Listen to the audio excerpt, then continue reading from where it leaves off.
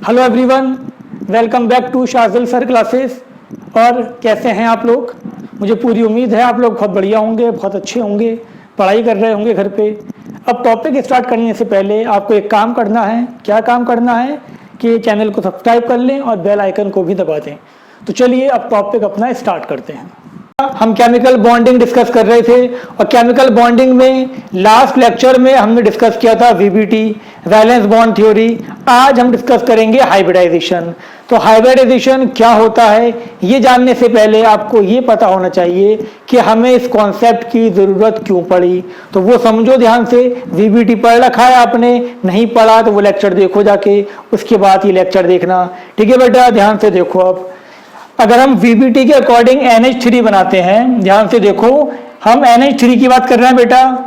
NH3 में आपका nitrogen है और 3 हाइड्रोजन है, इतनी बात तो पता है, दिख ही रहा होगा आंखों से। अब नाइट्रोजन लिख दो तो बेटा बताओ नाइट्रोजन का एटॉमिक नंबर कितना होता है, बताओ। लिख तो दिया मैंने, कितना था? 7। कॉन्फ़िगरेशन क्या थी? तुम कहोगे कि सर ये तो हमें आती है, 1s2 2s2 2p3। अब मैं पूछूं वैलेंस शेल कौन सा है इसके अंदर, तो ये 2 वाला वैलेंस शेल है। और हमने क्या कहा था आपसे कि वैलेंस शेल के ऑर्बिटल हमें बनाने होते हैं। तो यहाँ पर हमने वैलेंस शेल के ऑर्बिटल बना लिए। ये 2s था, ऊपर दिख रहा है, ये p था, एक px है इसके अंदर, एक py और एक pz। ये तो तुम्हें पता है, ठीक है बेटा। उसके बाद यहाँ पर 3 हाइड्रोजन भी तो थे। हाइड्रोजन का कॉन्फ़िगरेशन 1s1 और हाइड्रोजन का जब ऑर्बिटल डायग्राम बनाओगे तो वो कुछ ऐसा दिखेगा ना। ठीक है बेटा। अब ध्यान से देखो, इसके अंदर यहाँ पर जो बॉन्डिंग होगी वो किसमें होगी? अनपेयर्ड इलेक्ट्रॉन में होती है। नाइट्रोजन के 3 अनपेयर्ड हैं, है ना, और 3 हाइड्रोजन आएंगे, उससे ओवरलैप कर लेंगे। अब यहाँ पर ध्यान से देखो, मुझे अगर नाइट्रोजन बनाना है तो बेटा नाइट्रोजन के p में 3 ऑर्बिटल थे। एक ऑर्बिटल देखो ये हो गया, एक ऑर्बिटल ये हो गया और एक ऑर्बिटल आपका हो गया ये। इतना तो आपको आता है ना, ठीक है ना बेटा। थोड़ा इधर बना दे रहे हैं इसको। यहाँ पर आप ध्यान से देखो, ये आपके पास नाइट्रोजन, इसके 3 ऑर्बिटल, ये 3 ऑर्बिटल है बेटा। एक क्या था आपके पास? pz, एक था px, एक था py। ठीक है बेटा जी, क्लियर। और यहाँ पर h। अब मुझे h का कैसा शेप था बेटा? H का शेप आप जानते हो कैसा था? स्फेरिकल था। ये भी आपको पता है कि H का शेप कैसा था? स्फेरिकल था। अब क्या होगा? P में इलेक्ट्रॉन होंगे और यहाँ पर ये 3 H हैं, तो होना कुछ ऐसा चाहिए कि यहाँ पर ये बॉन्ड बनाए, ओवरलैपिंग कुछ ऐसी हो जाए आपकी। ये नाइट्रोजन और आपका यहाँ पर यहाँ पर हाइड्रोजन आ जाए, यहाँ पर हाइड्रोजन आ जाए, यहाँ हाइड्रोजन आ जाए, ये इसकी ओवरलैपिंग हो गई। ठीक है बेटा, और ये बॉन्ड आपका बन गया। VBT में ये तो बताया था हमने, ओवरलैपिंग होती है। अगर VBT नहीं देखी आपने जाकर तो आप देख ले। ठीक है बेटा, ये हो गया। इतनी बात समझ में आ गई आपके? तो यहाँ पर जो बॉन्ड एंगल होना चाहिए, एक px था, एक py था, एक pz था।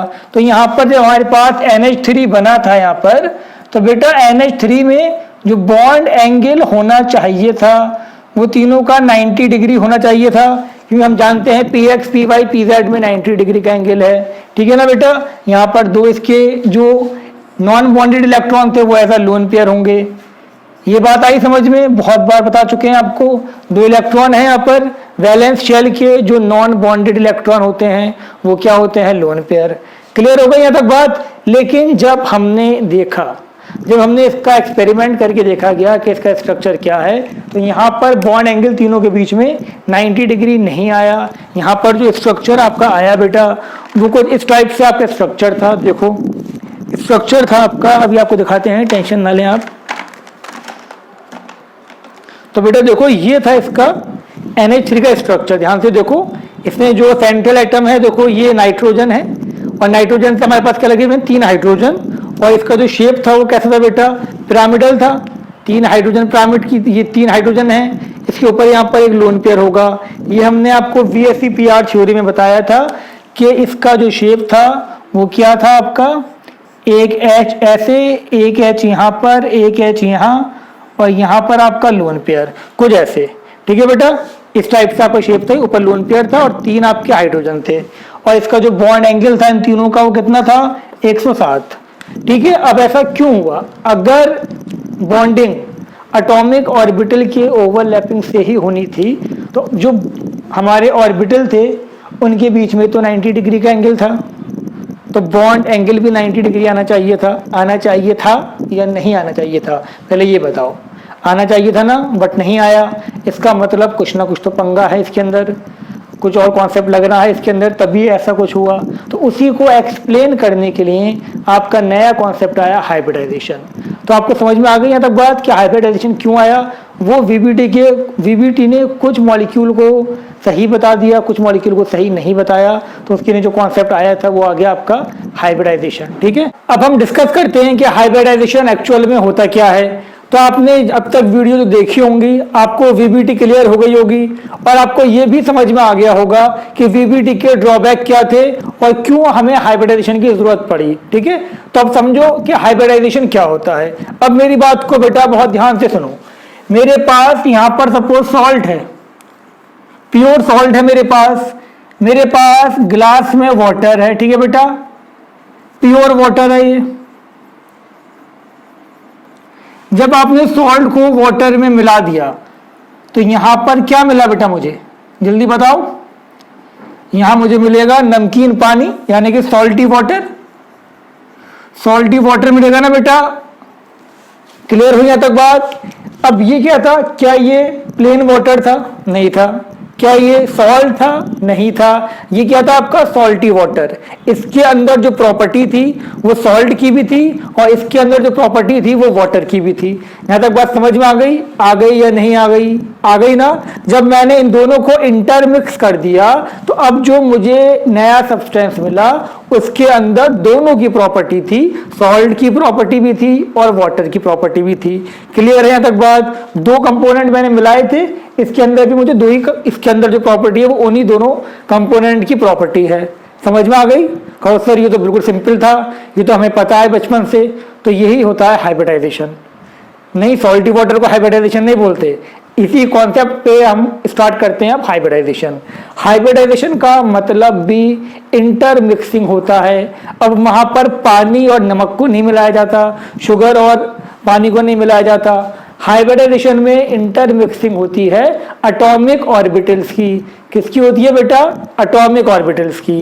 अब देखो हाइब्रिडाइजेशन जो मेरे पास होता है, हाइब्रिडाइजेशन अगर हमने आपसे कहा कि मेरे पास जो हाइब्रिडाइजेशन है वो sp है, अगर हमने कहा कि हमारे पास हाइब्रिडाइजेशन किसी भी एटम का sp है, तो इस sp हाइब्रिडाइजेशन का मतलब क्या हो गया बेटा?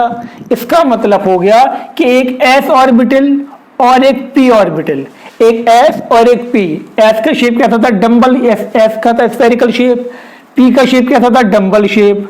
ठीक है बेटा, एक s और एक p। वीडियो में देखो, एक s ऑर्बिटल एक आपका p ऑर्बिटल, दोनों आपस में इंटरमिक्स हुए।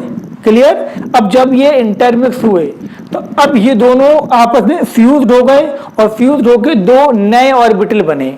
अब वो जो 2 नए ऑर्बिटल हैं वो ना तो s है ना वो p है, वो क्या है? sp। उसके अंदर s की प्रॉपर्टी भी है और p की प्रॉपर्टी भी है। बात समझ में आ गई? जैसे हमने सॉल्टी वाटर बनाया था, उसके अंदर सॉल्ट की प्रॉपर्टी भी थी और वाटर की प्रॉपर्टी भी थी। ऐसे ही जब ये दोनों मिक्स हुए तो यहाँ पर मुझे 2 ऑर्बिटल मिले। जब मैंने इन दोनों को मिक्स कर दिया तो यहाँ पर इन दोनों ने अपनी एनर्जी को रीडिस्ट्रीब्यूट किया और 2 ऑर्बिटल बना लिए, और वो 2 ऑर्बिटल आपके अरेंज हो गए कैसे? इस फॉर्म में। अब ये जो 2 ऑर्बिटल थे ये भी sp था और ये भी क्या था आपका? sp orbital. 2 बने, दोनों sp थे। बात समझ में आ गई? 2 ऑर्बिटल मिले, मुझे 2 नए ऑर्बिटल मिले। उनमें जो 2 ऑर्बिटल थे दोनों की प्रॉपर्टी सेम थी, उनकी एनर्जी सेम थी, उनका शेप सेम था। क्लियर हो गई यहाँ तक बात? ठीक है। अब यहाँ पर ये जो p था ये px भी हो सकता है, ये py भी हो सकता है, ये pz भी हो सकता था। ठीक है। अब समझो इस चीज को। अगर मैंने कहा कि मेरे पास हाइब्रिडाइजेशन sp2 है, क्या कहा मैंने? कि अगर हाइब्रिडाइजेशन हमारे पास sp2 है, इसका मतलब क्या हुआ? इसका मतलब क्या हो गया, हाइब्रिडाइजेशन sp2। हाइब्रिडाइजेशन क्या था, इंटरमिक्सिंग। किसका इंटरमिक्सिंग था, एटॉमिक ऑर्बिटल का। अब कितने एटॉमिक ऑर्बिटल मिल रहे हैं, ध्यान से देखो, एक मिलेगा आपका s ऑर्बिटल और दो क्या है हमारे पास, दो मिलेंगे p ऑर्बिटल। अब ये तीनों आपस में इंटरमिक्स होंगे और तीनों इंटरमिक्स होके मुझे क्या देंगे, ये टोटल कितने ऑर्बिटल थे बेटा, ये थे 3 ऑर्बिटल। ये 3 ऑर्बिटल थे ना, तो मुझे यहाँ क्या मिलेंगे, यहाँ पर मुझे मिलेंगे sp3 सॉरी sp2। मुझे क्या मिल गया, sp2 ऑर्बिटल मिलेंगे। कितने मिलेंगे, जितने इंटरमिक्स हुए उतने मिलेंगे। कितने मिलेंगे, यहाँ मिलेंगे 3 ऑर्बिटल्स। ठीक है बेटा, ये बात समझ में आ रही है आपके। अब देखो ध्यान से, s का शेप कैसा था मेरे पास, स्फेरिकल था। p का शेप क्या था आपका, डम्बल था। एक x एक y, कोई भी हो सकता है, x y y z या कुछ भी। अब जब इन दोनों को मिला दोगे, इन दोनों को मिला के ये तीनों आपस में इंटरमिक्स हो गए, ये समझ लो कि तीनों आपस में फ्यूज्ड हो गए एकदम। अब इन्होंने अपने को रीजनरेट करा, इनको मेल्ट कर दिया। ऐसे समझ लो कि हमने इनको मेल्ट कर दिया, मेल्ट करके रीजनरेट किया। अब रीजनरेट करके ना तो कोई S है ना कोई P है, तो क्या है, अब ये है sp2। इसमें हर एक ऑर्बिटल में S का कैरेक्टर भी है और हर एक ऑर्बिटल में P का कैरेक्टर भी है। और इन्होंने खुद को कैसे अरेंज करा बेटा, इन्होंने खुद को अरेंज करा ट्राइगोनल प्लेनर शेप में। कैसे अरेंज करा, ट्राइगोनल प्लेनर। हर एक ऑर्बिटल में एक s की और दो p की प्रॉपर्टी होंगी। समझ में आ गई यहाँ तक बात। अब इस वीडियो को ध्यान से देखो, क्या हुआ, इसके अंदर एक s दो p इंटरमिक्स होंगे।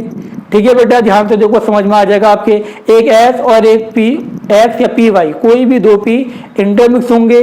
3 ऑर्बिटल इंटरमिक्स हुए, 3 क्या हुआ आपके, अब 3 नए ऑर्बिटल बने। अब वो तीनों नए ऑर्बिटल सेम थे, उनकी एनर्जी सेम थी, उनका शेप सेम था, उनका सब कुछ सेम था। ठीक है बेटा, अब जो 3 थे, हर एक का नाम क्या था, sp2 sp2 sp2।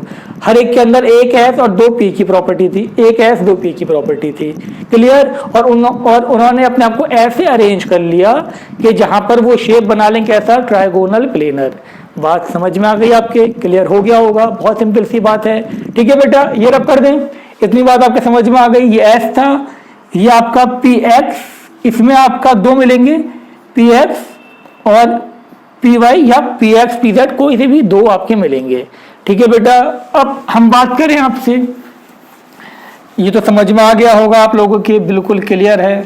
अब मैंने आपसे कहा कि बताओ, अगर कहा गया कि sp3 हाइब्रिडाइजेशन है, अब पहले मुझे ये बताओ कि हाइब्रिडाइजेशन होता क्या है। हाइब्रिडाइजेशन होता है आपका इंटरमिक्सिंग ऑफ एटॉमिक ऑर्बिटल।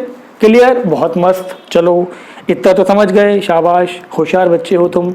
जो पहली बार सुन रहे हैं इस कॉन्सेप्ट को वो तो ध्यान से सुने, और जो पढ़ चुके हैं उसके बाद ही वीडियो देख रहे हैं तो कोई बात नहीं, समझ में आ ही रहा होगा। ठीक है बेटा, हाइब्रिडाइजेशन क्या था, इंटरमिक्सिंग ऑफ एटॉमिक ऑर्बिटल। मैंने आपसे कहा कि बताओ sp3 हाइब्रिडाइजेशन का मतलब क्या है। तुम कहोगे अरे सर ये तो बहुत सिंपल सी बात है, इसमें एक s होगा, 3 p होंगे, एक px, एक py, एक pz, इनको हमने मिला दिया।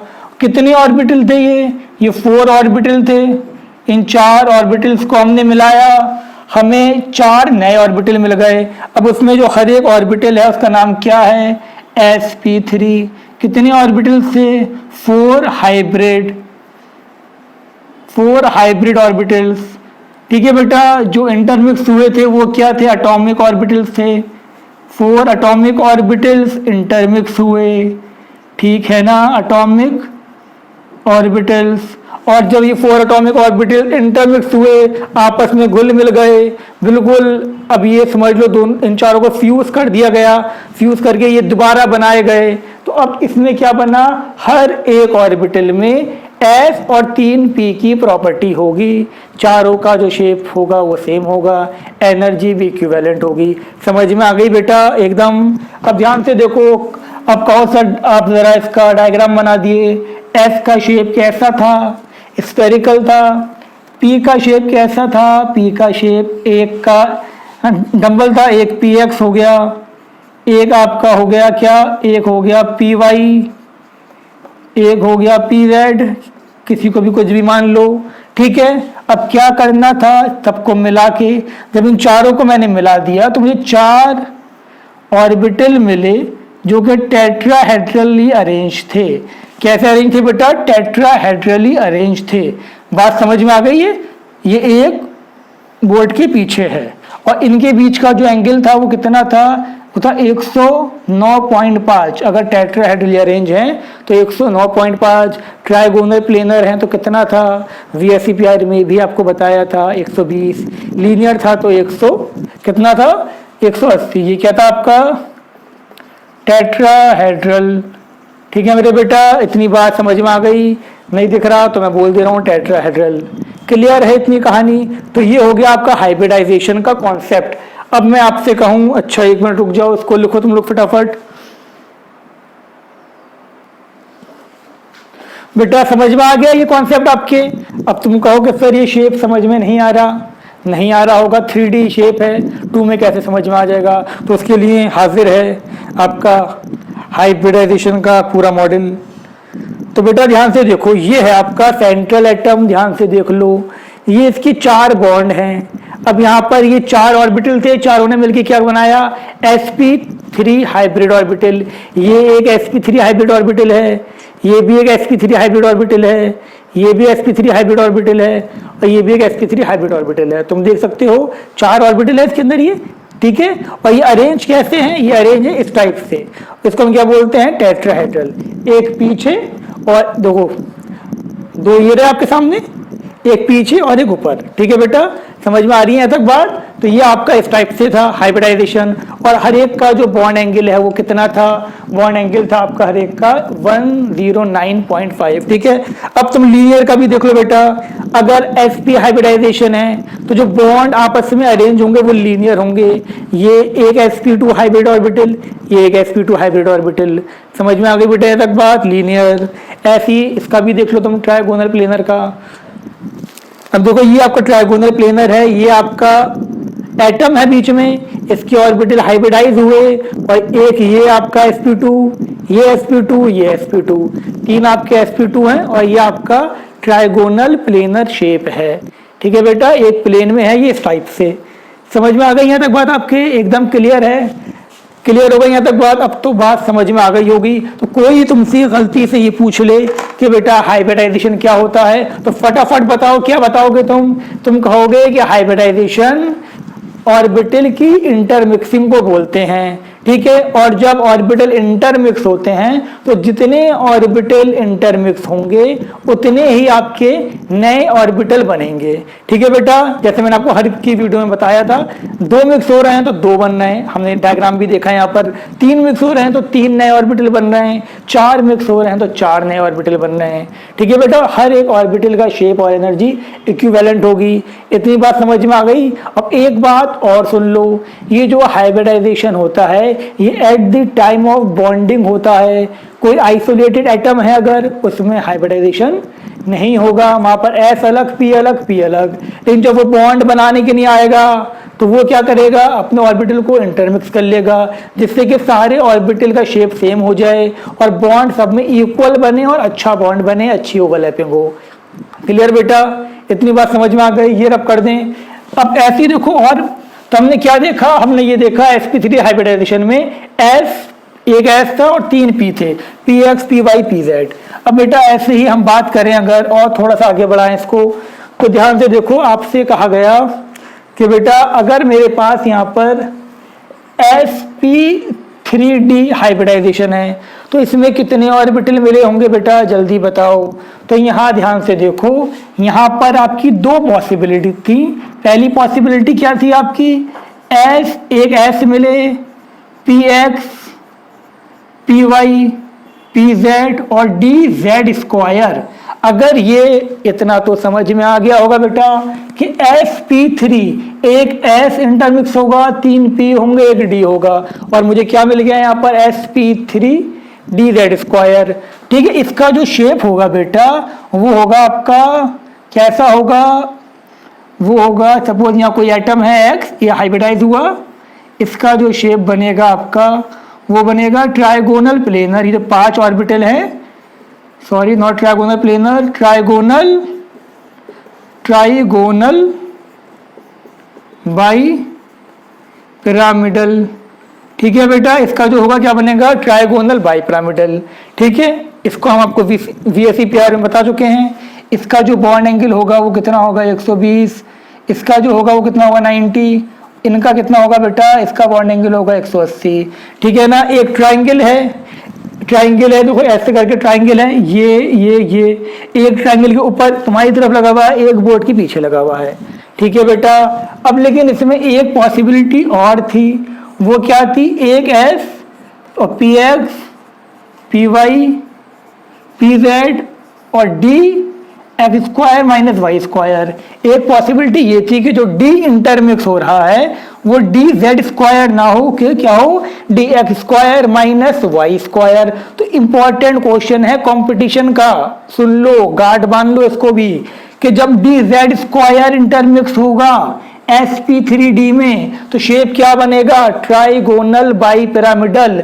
लेकिन जब आपका ये मिक्स होगा तो क्या बनेगा, तो बनेगा स्क्वायर पिरामिडल। डायरेक्ट पूछा जा सकता है कि ट्राइगोनल बाई पिरामिडल में जो ऑर्बिटल इंटरमिक्स हुए हैं, जो ऑर्बिटल हाइब्रिडाइज हुए हैं, वो कौन से हैं, एक s है, PX PY PZ और DZ², तो इसका हाइब्रिडाइज, तो इसका शेप ये होगा। लेकिन अगर आपका DZ² माइनस Y² हो रहा है तो इसका क्या होगा बेटा, तो इसका हाइब्रिडाइज, तो इसका क्या होगा आपका स्क्वायर पिरामिडल। ठीक है बेटा, क्लियर हो गई यहाँ तक बात, लिख लो इसको भी। अब मैंने आपसे कहा, ये रब कर दे बेटा। अब हम बात करते हैं आपका कि अगर हमने आपसे कहा कि हमारे पास यहाँ पर sp3d2 है, तब कहानी क्या बनेगी। sp3d2 की कहानी भी समझ लो। sp3d2 अगर आपके पास है sp3d2, तो बेटा इसमें एक s था, PX PY plus DX² minus Y² plus PZ plus DZ²। ठीक है मेरे बेटा, ये बात समझ में आ गई आपके। अगर कोई गलती से पूछ ले आपसे कि sp3d2 का जो ऑर्बिटल इंटरमिक्स हो रहे हैं वो कौन से हैं, तो एक s था, 3 p थे और 2 d थे। d कौन से थे, x² माइनस Y² और आपका DZ²। इतनी बात समझ में आ गई, क्वेश्चन यही बनेगा बस। और इसका शेप तो आप जानते हो, इसका शेप क्या था आपका, इसका शेप होता है आपका ऑक्टाहेड्रल। शेप कैसा बनेगा, बीच में कोई एटम है x, ऑक्टाहेड्रल शेप बनेगा इस टाइप से। ये स्क्वायर बाई पिरामिडल भी बोल सकते हो। अब मैंने यहाँ पर ऑर्बिटल ना दिखा के मैंने लाइन दिखा दी थी। ठीक है बेटा, ये इसके ऑर्बिटल थे। शेप क्या था इसका, इसका शेप था आपका ऑक्टाहेड्रल। शेप सब वही हैं जो VSEPR में देखे थे, बट अब हम उसमें हाइब्रिडाइजेशन का कॉन्सेप्ट लगा के बता रहे हैं। वहां पर आपको एक्सपेरिमेंटल बता दिए थे, अब वो क्यों आए थे, कैसे आए थे, वो यहाँ पर एक्सप्लेन किया गया है। ऑक्टाहेड्रल, और इसको हम क्या बोलते हैं बेटा, स्क्वायर बाई पिरामिडल। अगर आपको शेप याद नहीं है तो VSEPR वाला देखें। ठीक है, valence share, electron pair, repulsion theory देखो तो आपको शेप भी याद हो जाएंगे। ठीक है बेटा, ये रब कर दें। अब इसको बिल्कुल हम स्टार्ट करते हैं, इसको लिखवाना और इसकी कुछ एग्जाम्पल। अभी तक जो बताया था वो समझ में आपके आ गया होगा। तो क्या समझ में आया आपके, समझ में ये आया कि हाइब्रिडाइजेशन ऑर्बिटल की इंटरमिक्सिंग था। जितने ऑर्बिटल इंटरमिक्स होंगे उतने ही नए ऑर्बिटल मिलेंगे। नए ऑर्बिटल का, जितने भी नए ऑर्बिटल होंगे उनका शेप और एनर्जी इक्विवेलेंट होगी। ठीक है बेटा, और हाइब्रिडाइजेशन कब होगा, जो नए ऑर्बिटल मिलेंगे उनको हाइब्रिड ऑर्बिटल बोलेंगे। और हाइब्रिडाइजेशन कब होगा, eight the time of bonding. ठीक है बेटा, तो लिखवा दें इसको, एग्जाम में भी पूछा जाता है आपका ये। तो पहली बात, the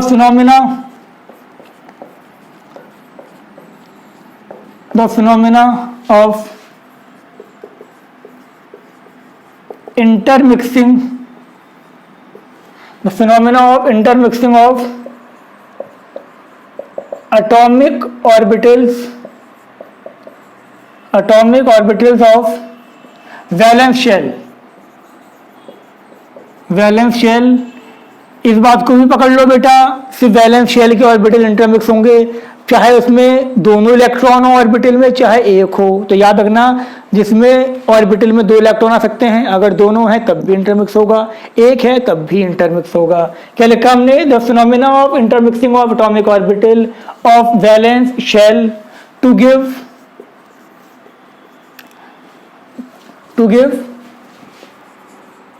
new set of orbitals having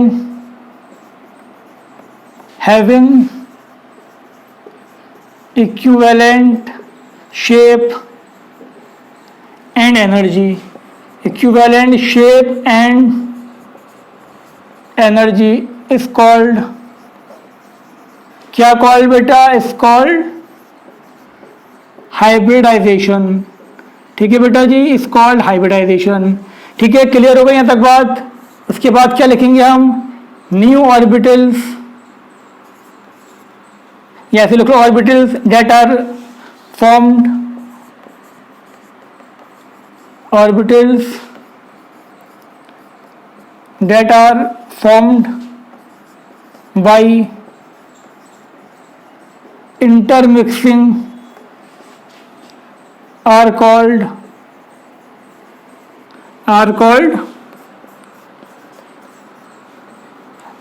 क्या? are called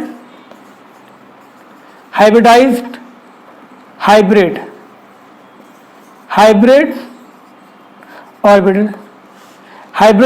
ठीक है बेटा, and they are equal to the number of they are equal to the number of atomic orbitals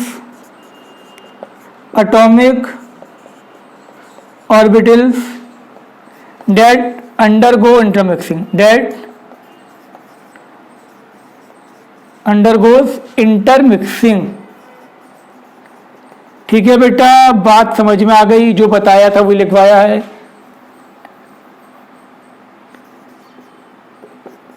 That undergoes intermixing। ठीक है, कॉपी करो फटाफट इसको। कर लिया copy?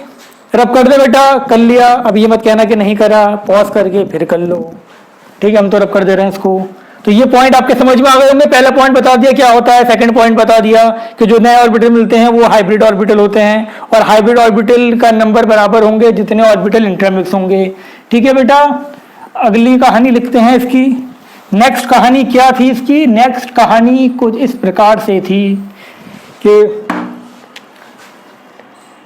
Hybridisation take place only at the time of bonding.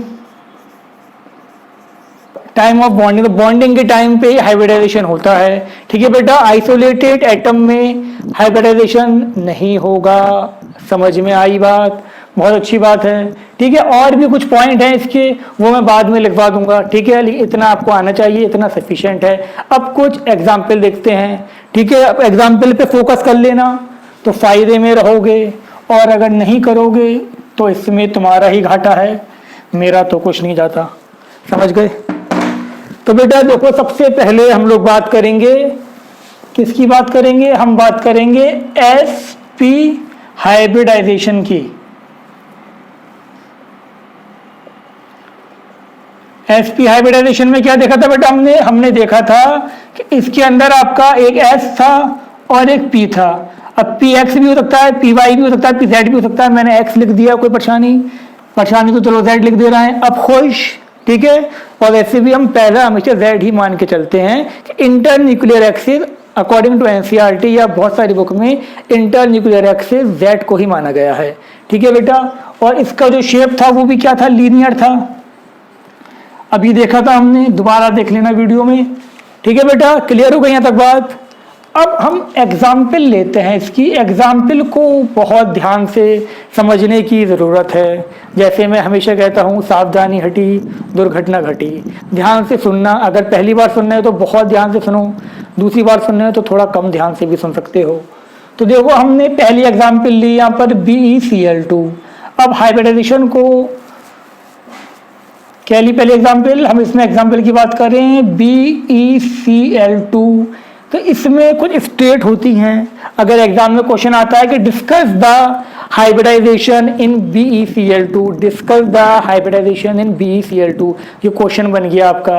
और question 3 number का आता है, तो कैसे डिस्कस करोगे। पहला पॉइंट आपका आएगा ग्राउंड स्टेट। ग्राउंड स्टेट कौन सी स्टेट बेटा जी, ग्राउंड स्टेट। ग्राउंड स्टेट में क्या लिखना है, ग्राउंड स्टेट में हमेशा हमेशा हमेशा इलेक्ट्रॉनिक कॉन्फ़िगरेशन,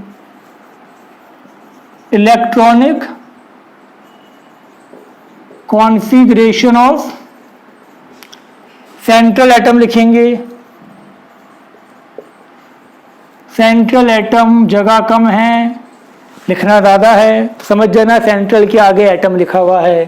तो हमें क्या दिखाना है इसके अंदर, बेरिलियम लिखो। एटॉमिक नंबर बेटा कितना था इसका, एटॉमिक नंबर था 4। कॉन्फ़िगरेशन क्या होगा, 1s2 2s2। कोई परेशानी, कोनो परेशानी आपको इसके अंदर नहीं ना बेटा, कोई परेशानी नहीं। 1s2 2s2। कौन सा शेल है, वैलेंस शेल 2 है ना। और जब 2 शेल है तो 2p भी तो होगा, लेकिन वो खाली पड़ा होगा। ठीक है, कोई प्रॉब्लम नहीं, देखो ध्यान से, ठीक है ना। कॉन्फ़िगरेशन लिख दिया। अब मैंने 2p लिख दिया क्योंकि होता है इसके अंदर, और खाली है, कोई इलेक्ट्रॉन नहीं है। तुम पूछोगे क्यों लिखा जब इलेक्ट्रॉन नहीं है, क्वेश्चन तो यही है ना तुम्हारा कि सर फिर लिखा क्यों, समझ में आ जाएगी बात। अब देखो, हमें हमेशा वैलेंस शेल से मतलब है, तो वैलेंस शेल की ऑर्बिटल डायग्राम बना लो। इसमें 2 इलेक्ट्रॉन, इसमें कितने इलेक्ट्रॉन, इसमें आपके 3, इसमें 0 इलेक्ट्रॉन, कोई इलेक्ट्रॉन नहीं है ना। अब इस मॉलिक्यूल को ध्यान से देखो जी, हाँ यही वो मॉलिक्यूल है जिसको आपको इन्वेस्टिगेशन करना है। ध्यान से देखिए आप, BeCl2। बेरिलियम से कितने बॉन्ड लगे हुए हैं बेटा, कितने टर्मिनल एटम हैं, जल्दी बोलो, इतना तो पता होगा। 2 Cl लगे हैं ना, बेरिलियम से 2 Cl लगे हैं, दिख रहे होंगे। तो मुझे, और हम जानते हैं कोवेलेंट बॉन्ड कब बनता है, एक Cl का एटम आएगा, एक एटम बोल दिया, बताओ, ठीक है, बात को समझना। एक Cl का इलेक्ट्रॉन होगा, एक बेरिलियम का इलेक्ट्रॉन होगा, वो आपस में ओवरलैप करेंगे, तभी तो बॉन्ड बनेगा।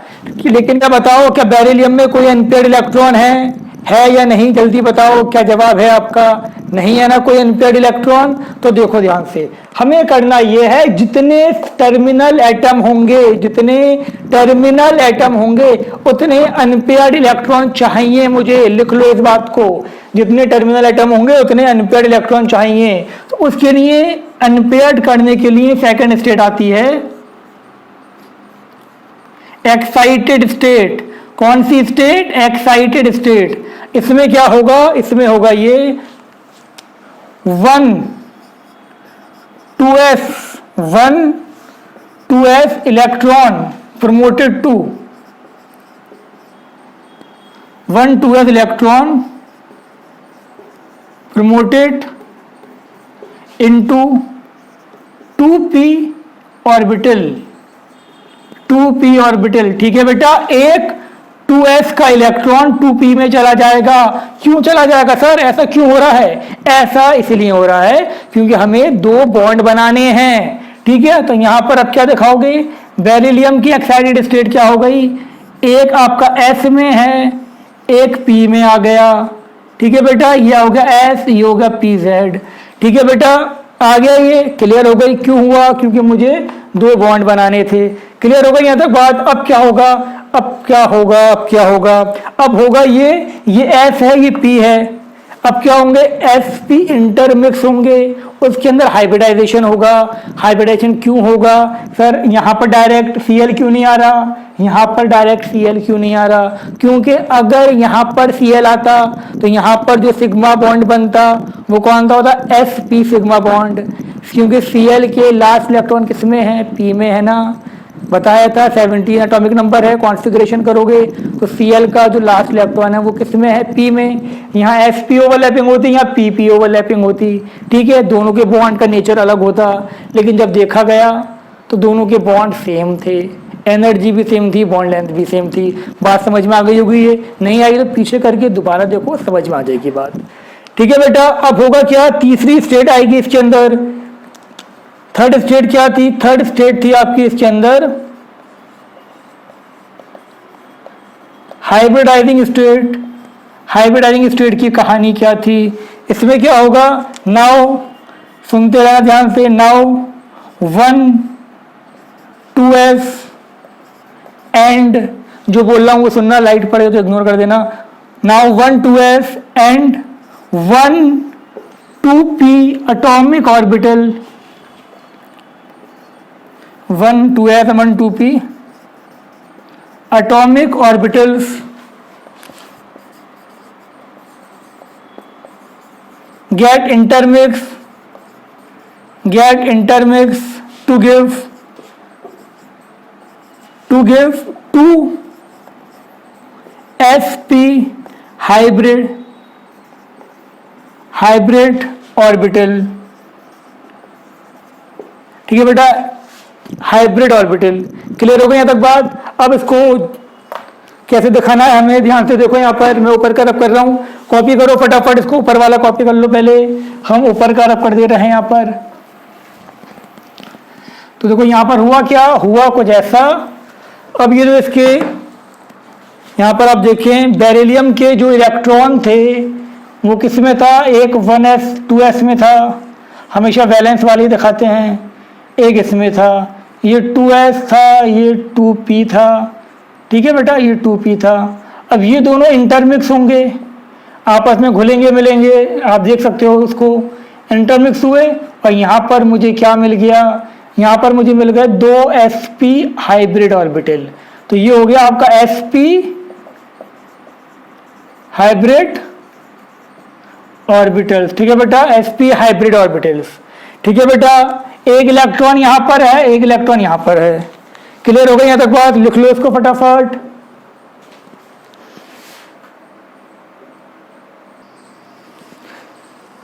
लिख लिया बेटा, ये इतना कॉपी कर लिया आपने। अब ध्यान से देखो, नेक्स्ट स्टेट पे आते हैं हम लोग। नेक्स्ट स्टेट क्या थी हमारी, नेक्स्ट स्टेट है बॉन्डिंग। यहां तक हाइब्रिडाइजेशन तो हो गया। अब हम बात करते हैं बॉन्डिंग स्टेट। जो हमारी फोर्थ स्टेट थी वो क्या थी, बॉन्डिंग स्टेट। बॉन्डिंग स्टेट, तो बेटा बॉन्डिंग स्टेट में क्या दिखाना है आपको, क्या बताना है।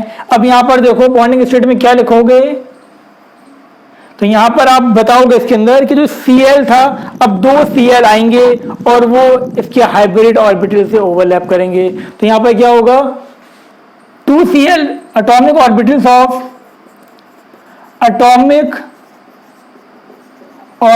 Of two chlorine atom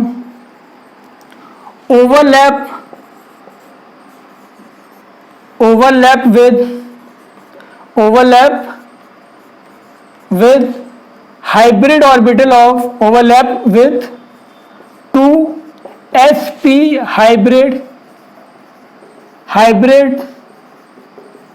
orbitals of beryllium and arrange themselves in linear structure। ठीक है बेटा, अब क्या होगा, 2 Cl आए। अब तुम एक बात सुन लो ध्यान से, Cl का एटॉमिक नंबर कितना था बेटा, 17 था। Configuration 1s2 2s2 2p3 3s2 3p कितना था, 5 था। तो यहाँ पर जो अनपेयर्ड इलेक्ट्रॉन था वो किस में था बेटा, जल्दी बताओ। अनपेयर्ड इलेक्ट्रॉन p में था ना, तो p ऑर्बिटल अब ओवरलैप करेगा। कैसे करेगा, यहाँ ध्यान से देखो। सेंटर में क्या था, बेरिलियम था। बेरिलियम जब हाइब्रिडाइज हो गया तो उसके 2 हाइब्रिड ऑर्बिटल बन गए। कौन से बन गए, ये 2 आपके sp हाइब्रिड ऑर्बिटल बन गए। ठीक है, अब Cl आएगा भागता भागता, क्या करेगा, वो कहेगा मुझे भी अपने साथ जोड़ लो भाई। तो यहाँ पर ये Cl आ गया। ये दूसरा Cl आ गया, 2 Cl थे ना, 2 Cl आ गए, ये Cl है, ये बेरिलियम था, ये भी Cl का ऑर्बिटल है, इन दोनों ने ओवरलैपिंग कर ली। ठीक है बेटा, यहाँ ओवरलैपिंग हो गई, यहाँ पर ओवरलैपिंग हो गई। अब मेरी बात ध्यान से सुनो, कोई पूछे कि ओवरलैपिंग में और हाइब्रिडाइजेशन में डिफरेंस क्या है। हाइब्रिडाइजेशन विद इन एटम होगा, एक ही एटम के अंदर होगा, और ओवरलैपिंग आपकी क्या होगी, 2 डिफरेंट एटम्स के बीच में होगी। तो यहाँ ओवरलैपिंग हो गई, ये हाइब्रिडाइजेशन हो गया।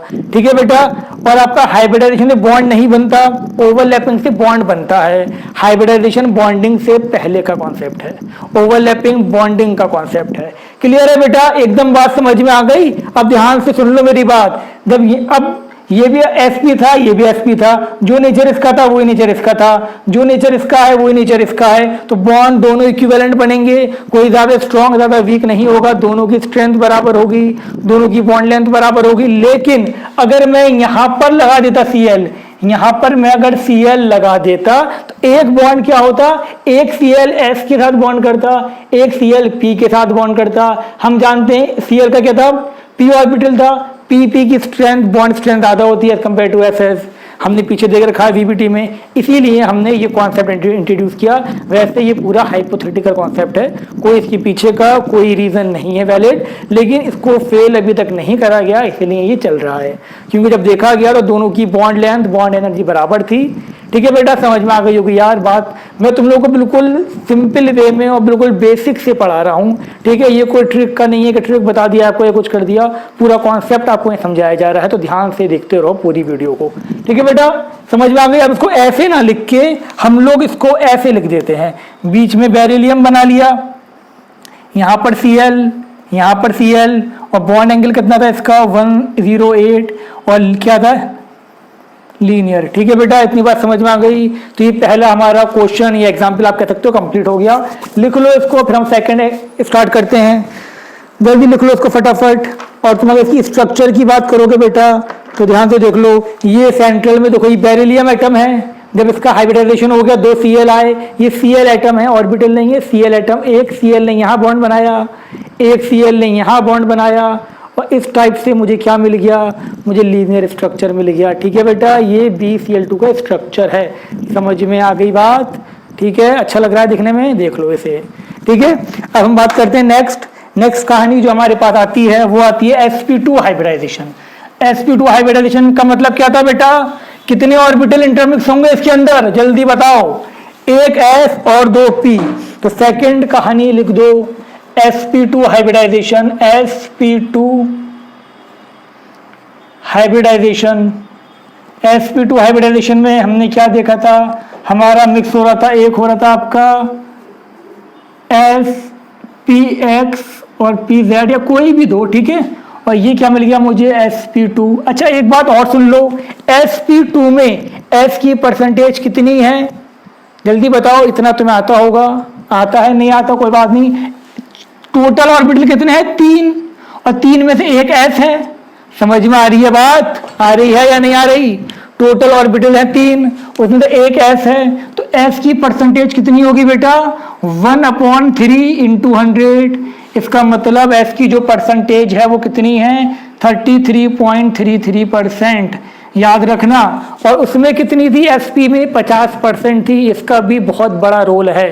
ठीक है बेटा, और यहाँ पर जो स्ट्रक्चर होगा इसका वो क्या होगा, ट्राइगोनल प्लेनर। ठीक है बेटा, ट्राइगोनल प्लेनर लिख लेना सही से। ठीक है, मैं इसको रब कर दे रहा हूँ ताकि आपको जगह ज़्यादा मिल जाए। ये लिख लो, फिर एग्जाम्पल देखते हैं इसकी। अब इसकी एग्जाम्पल पे आते हैं हम, और एग्जाम्पल हम लेंगे इसके अंदर BF3, बोरॉन ट्राइफ्लोराइड BF3। ठीक है बेटा, जल्दी बताओ पहला स्टेट क्या थी हमारी, जल्दी बताओ जल्दी बताओ। अब मैं लिखूंगा नहीं कहानी, डायरेक्ट बात करते हैं। पहली स्टेट थी इलेक्ट्रॉन, पहली क्या थी आपकी, ग्राउंड स्टेट। ग्राउंड स्टेट में क्या करते थे बेटा, लैंग्वेज वही रहेगी जो पीछे लिखवाई है, इलेक्ट्रॉनिक कॉन्फ़िगरेशन। तो यहाँ क्या करना है मुझे, बोरॉन का एटॉमिक नंबर 5 है, 1s2, 2s2, 2p1, इसमें 2 इलेक्ट्रॉन, इसमें 1 इलेक्ट्रॉन, ये 2s है, ये 2p है। अब मुझे देख के ये बताओ इसमें एक्साइटेशन होगा या नहीं होगा। कितने बॉन्ड हैं यहाँ पर, 3 फ्लोरीन है, यहाँ कितना अनपेयर्ड है, 1 अनपेयर्ड है। तो हमें चाहिए कितने अनपेयर्ड, बेटा पहले भी बताया था कितने अनपेयर्ड चाहिए हमें, जितने टर्मिनल एटम होंगे हमें उतने अनपेयर्ड इलेक्ट्रॉन चाहिए ही चाहिए। कितने चाहिए, 3 चाहिए, बट है 1। तो इसका मतलब यहाँ पर भी एक्साइटेशन होगा। सेकंड क्या आ जाएगी इसकी, एक्साइटेड स्टेट। और बेटा जी एक्साइटेड स्टेट में क्या करना था मुझे, कि इसमें आप लिख दोगे कि 1 2s electron get promoted to 2p orbital. तो यहाँ पर एक्साइटेड स्टेट दिखा दो, एक इलेक्ट्रॉन यहाँ पर 2s में। मैं फिर कह रहा हूँ लैंग्वेज खुद लिखना इसकी, एग्जाम में लैंग्वेज आ जाती है। ये हो गया आपका, ठीक है बेटा, 3 हो गए अनपेयर्ड। अब क्या होगा, अब तीनों आपस में इंटरमिक्स होंगे। जब तीनों आपस में इंटरमिक्स होंगे मतलब तीसरी स्टेट कौन सी है, हाइब्रिडाइजिंग स्टेट। इसमें क्या लिखोगे, now 1 2s and 2p atomic orbital get intermixed to give 3sp2 hybrid orbital। ठीक है बेटा, तो यहाँ पर अब हाइब्रिडाइजेशन दिखा दो। कैसे दिखाओगे, ये 2s का एक, ये आपका 2s था, एक इसमें था, एक आपका इसमें था, ये 2p इंटरमिक्स होंगे। किसी किसी बुक में सिर्फ ऐसे दिखा दिया गया है, किसी किसी बुक में पूरा इनको अलग करके भी दिखाया गया है। तो ये 3 ऑर्बिटल बन गए। कौन से ऑर्बिटल बने हैं ये जल्दी बताओ, ये बने आपके sp2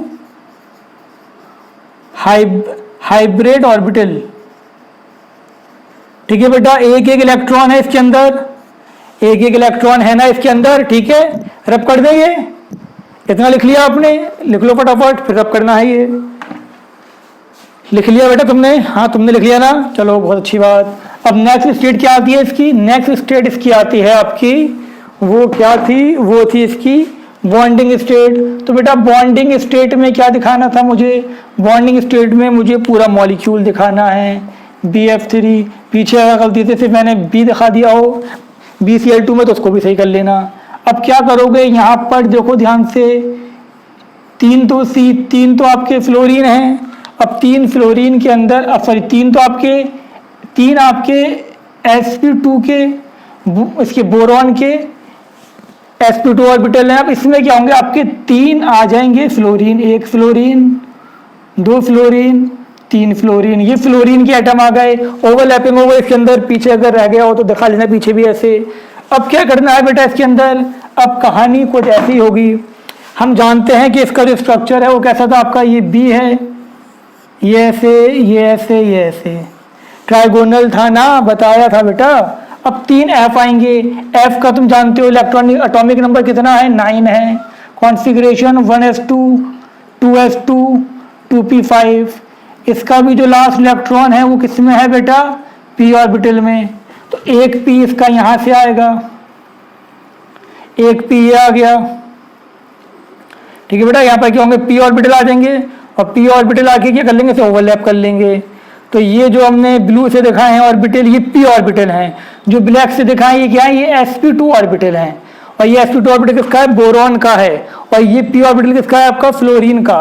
तो यहाँ पर जो स्ट्रक्चर तुम्हें मिल गया बेटा, वो मिल गया ट्राइगोनल प्लेनर, TP, शॉर्ट में हम लिख देते हैं इसको क्या, TP, ट्राइगोनल प्लेनर।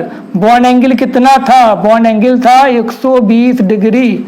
ठीक है बेटा, रब कर दें, ये समझ में आ गया होगा, होशियार तो तुम हो ही पैदाइशी। ठीक है बेटा, क्लियर हो गई यहाँ तक बात। तो हमने sp2 भी डिस्कस कर लिया। अब हम डिस्कस करते हैं sp3। लिख लो ये ध्यान से। अब sp3 पे आ जाओ। sp3 की कहानी क्या है वो देखो ध्यान से। अब sp3 की कहानी कुछ ऐसे है। तो हम बात कर रहे हैं, अब नेक्स्ट है आपका sp3 हाइब्रिडाइजेशन। sp3 हाइब्रिडाइजेशन पे तो आ गए हम। अब बेटा मुझे ये बताओ, sp3 हाइब्रिडाइजेशन पे हम आ गए, अब क्या करना है हमें। अब हमें करना कुछ ऐसा है, यहाँ पर आपका एक S और 3 P इंटरमिक्स होंगे ना, और हमें क्या मिल जाएगा यहाँ पर, sp3 हाइब्रिड ऑर्बिटल। यहाँ बताओ S की परसेंटेज कितनी है, 1/4 यानी कि 25%। और शेप क्या बताया था इसका, टेट्राहेड्रल बताया था अभी, ठीक है, ये लिख लो, फिर ये रब कर देंगे जिससे कि हमें जगह ज़्यादा मिल जाए। लिख लिया बेटा? अब इसकी एग्जाम्पल देख लो ध्यान से। एग्जाम्पल क्या थी आपकी? एग्जाम्पल थी आपकी कुछ इस टाइप से। यहाँ पर लिखा मैंने CH4, ठीक है बेटा, हमें CH4 का हाइब्रिडाइजेशन CH4 में, अच्छा हाइब्रिडाइजेशन निकालता किसके हैं? हम निकालते हैं सेंट्रल एटम का। तो हमें CH4 में CH4 में C का हाइब्रिडाइजेशन निकालना है। कैसे निकालोगे? सबसे पहली स्टेट क्या थी बेटा, जल्दी बताओ? पहली स्टेट थी ग्राउंड स्टेट। इसमें क्या करोगे? Electronic configuration of carbon. तो वो क्या होगा? कार्बन का एटॉमिक नंबर 6 होता है, तो ये 1s2 2s2 2p4। ऑर्बिटल बना लो वैलेंस शेल वाले। ये आपका 2s था, ये आपका 2p था, ठीक है बेटा। 2p4 लिख दिया यार, बता नहीं रहे हो तुम लोग। 2p2, ये 2s, ये 2p। अब मुझे ये बताओ कितने बॉन्ड बनाने हैं हमें? आंखों से देखो और बताओ। अब देखता हूँ आंखें सही काम कर रही हैं तुम्हारी या नहीं कर रही। कितने बनाने हैं? 4 बॉन्ड। अनपेयर्ड कितने हैं? 2। तो एक्साइटेशन तो होगा। मैं फिर कह रहा हूँ लिख लो इसको। हमें कैसे पता चलेगा कि एक्साइटेशन करवाना है? हमें पता चलेगा कि जितने टर्मिनल एटम हैं अगर उतने अनपेयर्ड हैं तो एक्साइटेशन नहीं होगा। अभी तक ऐसी कोई एग्जांपल हमने नहीं देखी है, लेकिन जितने बॉन्ड हैं उतने अनपेयर्ड नहीं हैं तो एक्साइटेशन होगा। सेकंड स्टेट क्या गई बेटा? सेकंड स्टेट क्या थी इसकी? सेकंड स्टेट थी एक्साइटेड स्टेट। मैं लैंग्वेज नहीं लिख रहा हूँ, लैंग्वेज आपको खुद लिखनी है। तो एक्साइटेड स्टेट में क्या लिखोगे कि 1 2s electron promoted to this. तो यहाँ पर एक्साइटेड स्टेट में आपका 2s में 1 इलेक्ट्रॉन और ये आपका 2p में 3 इलेक्ट्रॉन, ठीक है बेटा। 4 हो गए। अब जब चारों हो गए, चारों को मिला दो, चारों को इंटरमिक्स कर दो, तो ये आपका हो जाएगा हाइब्रिडाइजिंग स्टेट। अब यहाँ मैं डायरेक्ट दिखा रहा हूँ, ठीक है। इंटरमिक्स हो जाएंगे ना चारों, ये नीचे लिख लेना ये स्टेट भी। और जब ये इंटरमिक्स होगा तो यहाँ मुझे 4 क्या मिल गए बेटा? 1 2 3 4। ये चारों में एक एक कार्बन का इलेक्ट्रॉन था, सब इक्विवेलेंट थे। हाइब्रिडाइजेशन क्या था इसका? sp3 hybrid orbital. HO मतलब हाइब्रिड ऑर्बिटल। अब कहानी क्या होगी? अब कहानी में आ जाएगा ट्विस्ट। ट्विस्ट मतलब हाइड्रोजन। अब आ जाएगी बॉन्डिंग स्टेट। अब 4 हाइड्रोजन आएंगे भागते भागते और इससे कार्बन से क्या कहेंगे कि हमें भी साथ ले लो। ये कार्बन था, कार्बन के 4 इलेक्ट्रॉन, हाइड्रोजन आया भागता हुआ, उसने कहा कि हमें भी साथ ले लो। तो हाइड्रोजन आ गया H H H H। 4 hydrogen आ गए। बात आपके भी समझ में आ गई होगी ये, ठीक है बेटा।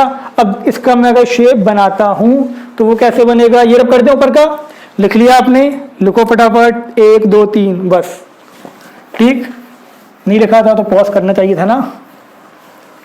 अब देखो ध्यान से, अब हम बात करने वाले हैं इसका। देखो इसका जो स्ट्रक्चर था वो क्या था?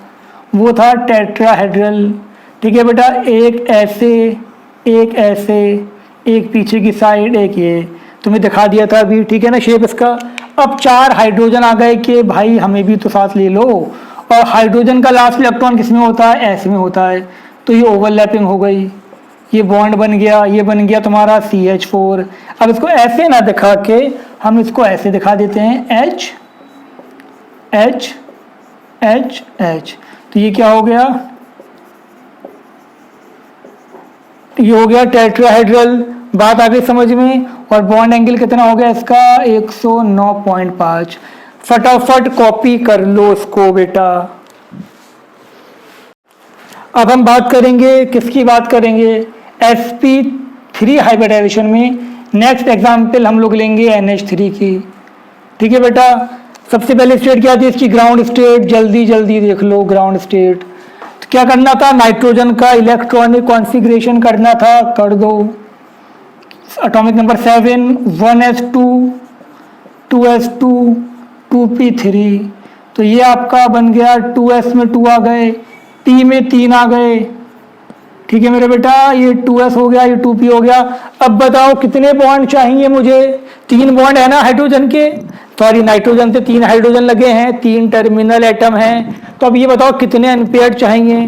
3 टर्मिनल एटम। तो 3 अनपेयर्ड हैं, जी हाँ सर बिल्कुल हैं 3 अनपेयर्ड। तो क्या एक्साइटेशन होगा? बिल्कुल नहीं होगा। अगर जितने मुझे चाहिए उतने अनपेयर्ड हैं तो एक्साइटेशन नहीं होगा। अब यहाँ पर एक्साइटेशन नहीं है तो एक पॉइंट मुझे और मिल गया थ्योरी का कि excitation is not a necessary condition for hybridization. Excitation कोई नेसेसरी कंडीशन नहीं है हाइब्रिडाइजेशन के लिए। अब सेकंड स्टेट क्या होगी इसकी?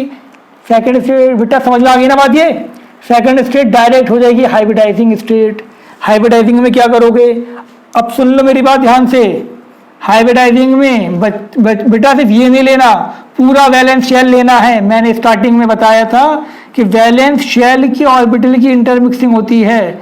अब चाहे उसमें इलेक्ट्रॉन अनपेयर्ड हो चाहे वो पेयर्ड हो। कौन कौन से मिले इसके अंदर? इसके अंदर आपका मिला, एक मिला 2s, 3 मिले 2p। तो क्या लिखोगे? Now 1 2s and 3 2p atomic orbital get intermixed to give 4 sp3 hybrid orbital. और यहाँ मुझे क्या मिल गया? यहाँ मुझे मिल गए, नीचे लिख दे रहा हूँ यार, चलो यहाँ मुझे मिल गए 4 हाइब्रिड ऑर्बिटल, 1 2 3। यहाँ पर तो 2 इलेक्ट्रॉन हैं, यहाँ पर एक, यहाँ पर एक, यहाँ पर एक।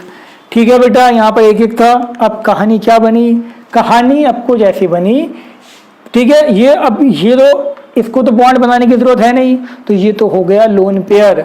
ये नॉन बॉन्डिंग रहेगा ना, 2 होने चाहिए, 2 हैं तो ये बॉन्ड नहीं बनाएगा। यहाँ बॉन्ड बनेगा।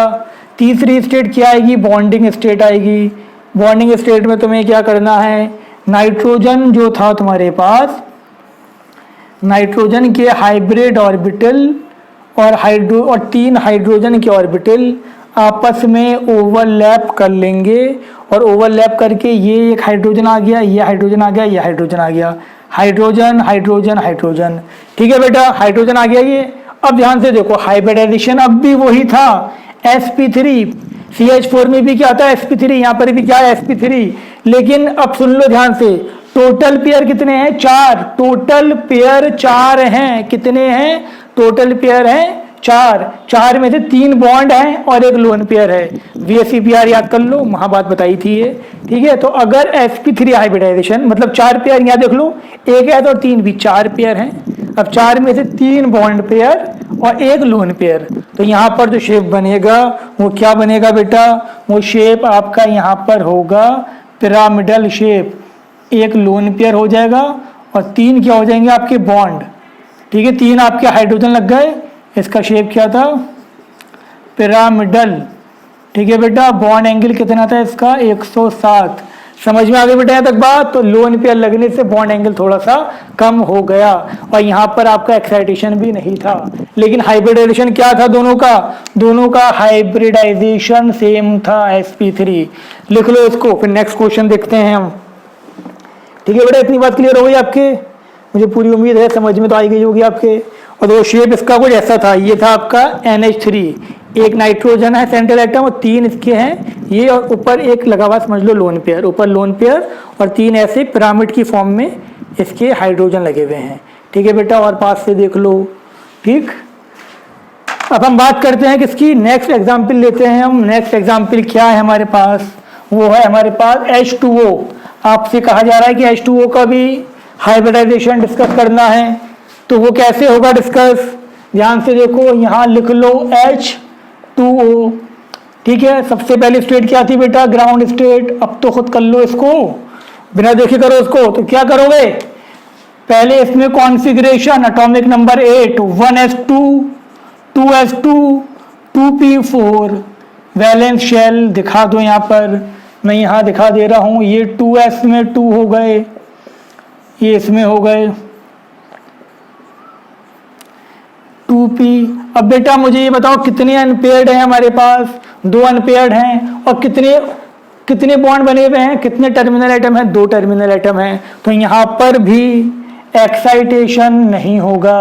फर्स्ट स्टेट सेकंड स्टेट क्या हो जाएगी? हाइब्रिडाइजिंग स्टेट। तो यहाँ पर डायरेक्ट हाइब्रिडाइजेशन मुझे दिखाना है। ऑक्सीजन और ये अब इंटरमिक्स होंगे। कौन से इंटरमिक्स होंगे? जल्दी बताओ। कहोगे तुम कि सर जितने भी वैलेंस शेल में हैं, चाहे अनपेयर्ड हो चाहे पेयर्ड हो, सब मिक्स होंगे। मिक्स हो गए। ठीक है, मिक्स हो गए। मुझे यहाँ पर क्या मिला?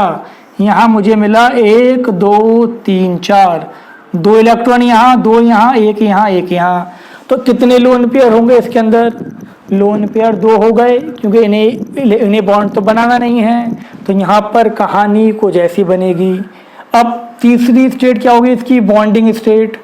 अब बॉन्डिंग स्टेट में बेटा क्या करोगे? पूरा मॉलिक्यूल दिखाओगे।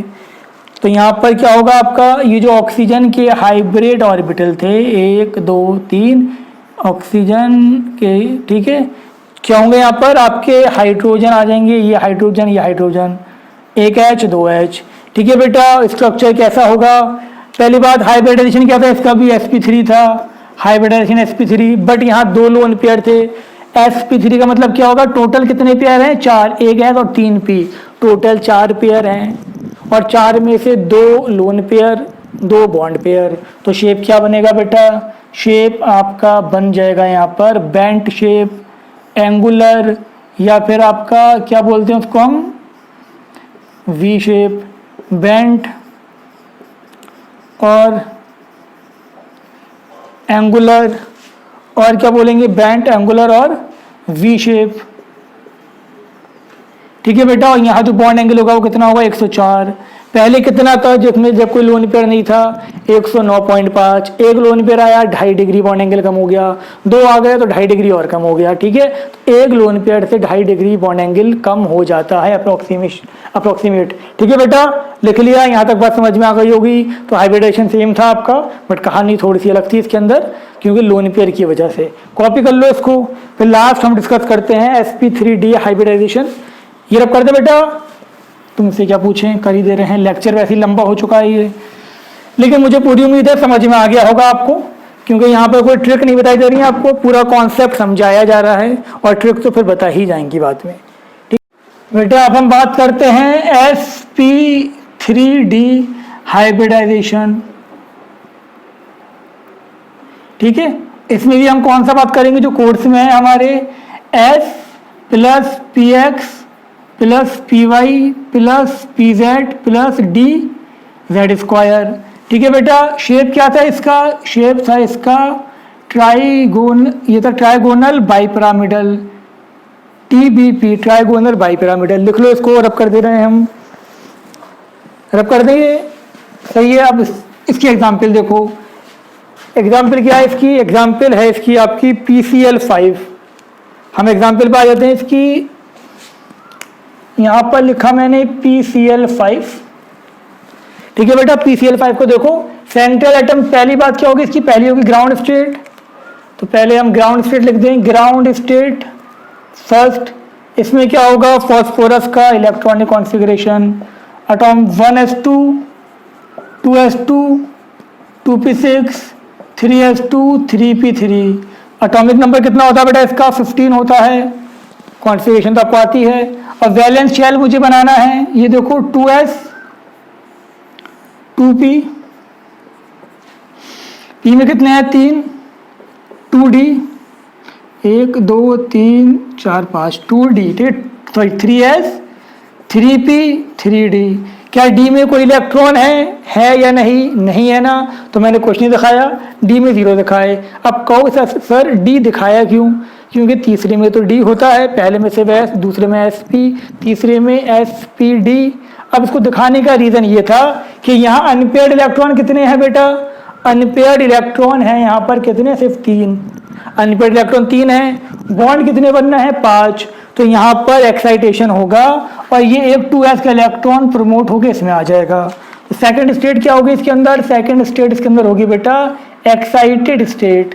उसमें क्या होगा? फॉस्फोरस का जो 3s का इलेक्ट्रॉन था वो प्रमोट हो जाएगा किसके अंदर आपका? वो प्रमोट हो गया आपका d के अंदर। ये आपका प्रमोट हो गया d के अंदर, 1 2 3 4, ये d हो गया। ठीक है बेटा, अब नेक्स्ट स्टेट क्या होगी आपकी? ये आपका 3s, ये 3p, ये आपका 3d। अब इसके अंदर जो नेक्स्ट स्टेट है वो है आपकी हाइब्रिडाइजिंग स्टेट।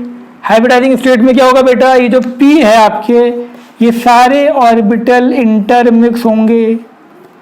ये सारे ऑर्बिटल क्या होगा? इंटरमिक्स, जिसमें इलेक्ट्रॉन है 1 2 3 4 यहाँ एक इलेक्ट्रॉन यहाँ पर, यहाँ यहाँ यहाँ इंटरमिक्स होके क्या देंगे मुझे बेटा, ये मुझे देंगे 5, 1 2 3 4, ये मुझे मिल गए 5 sp3d हाइब्रिड ऑर्बिटल।